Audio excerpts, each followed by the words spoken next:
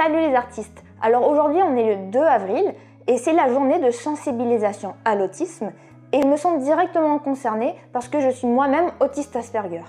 Et pour sensibiliser au sujet, je me suis dit qu'aujourd'hui c'était l'occasion de faire une vidéo dans laquelle je présente mon expérience en tant qu'artiste autiste Asperger.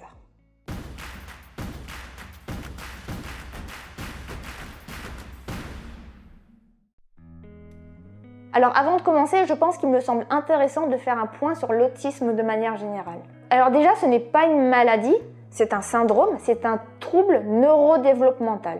Et ça se caractérise par des troubles de l'intégration sociale, des troubles de la communication et également des troubles du comportement. Il y a également parfois des troubles du développement intellectuel, mais ce n'est pas systématique.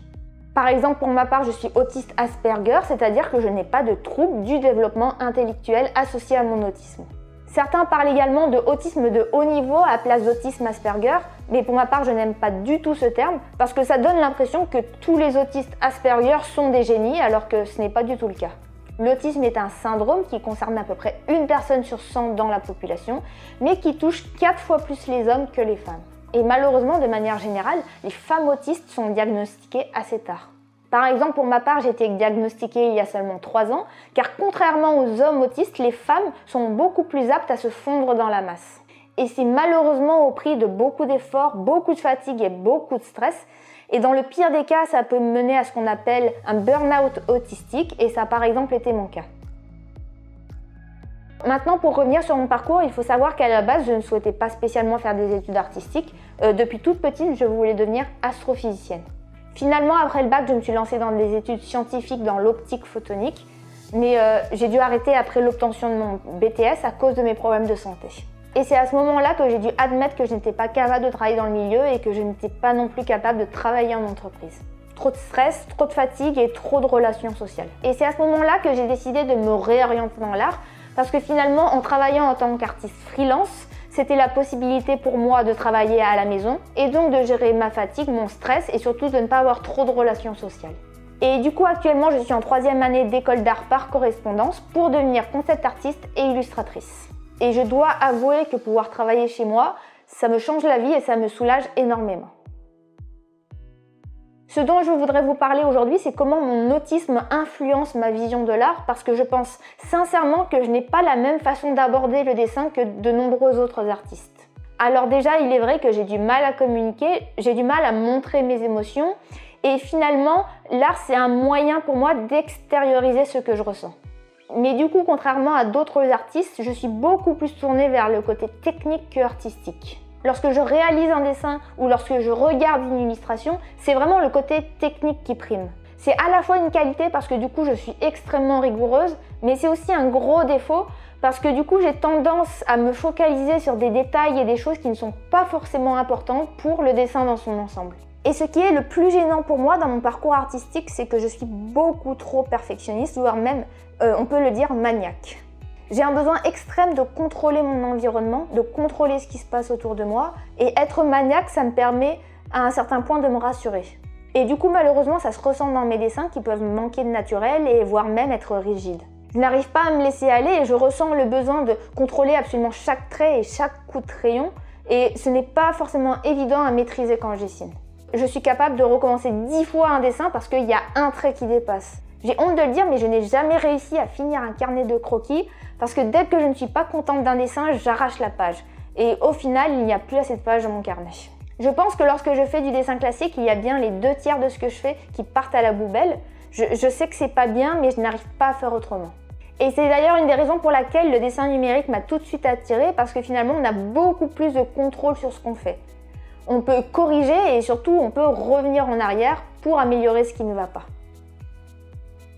C'est vrai que ça peut paraître un peu étrange que j'ai décidé de créer une chaîne YouTube alors que je ne suis pas du tout à l'aise pour communiquer. D'ailleurs, j'ai déjà eu plusieurs commentaires sur le sujet de personnes qui me disaient oui, tu parles comme un robot ou bien oh, tu n'exprimes aucun sentiment et aucune émotion.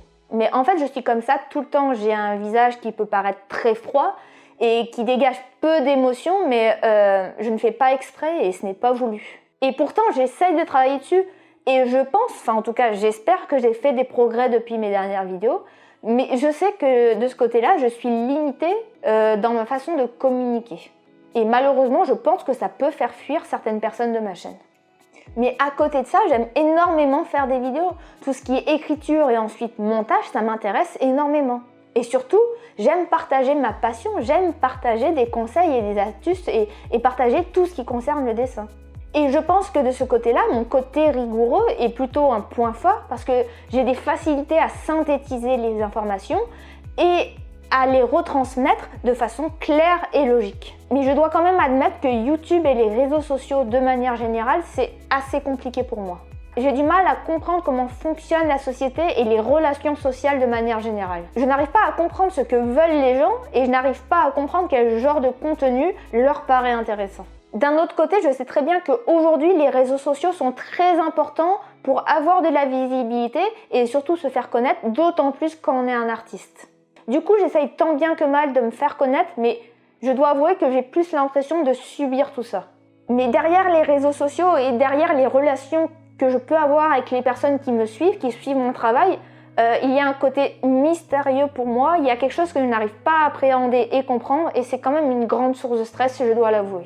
Mais pourtant, je continue à faire des vidéos parce que j'aime bien ça et parce que ça m'apporte du plaisir, mais je dois avouer qu'il y a quand même un côté très frustrant parce que je m'investis énormément là-dedans et j'ai l'impression que je n'intéresse pas grand monde.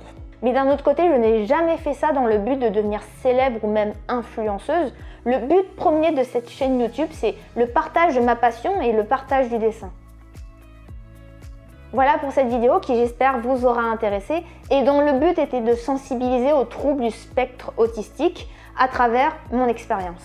C'est aussi un moyen de montrer que malgré mes difficultés de communication et mes difficultés relationnelles, à côté de ça, je suis comme tout le monde. J'ai des moments de joie, de doute, de peine, comme tout le monde. Je ne sais pas où la vie va me mener, mais il y a une chose dont je suis sûre, c'est que je suis heureuse de pouvoir partager et pouvoir échanger sur des sujets qui me passionnent. En tout cas, un grand merci à ceux qui ont pris le temps de regarder la vidéo et à très bientôt.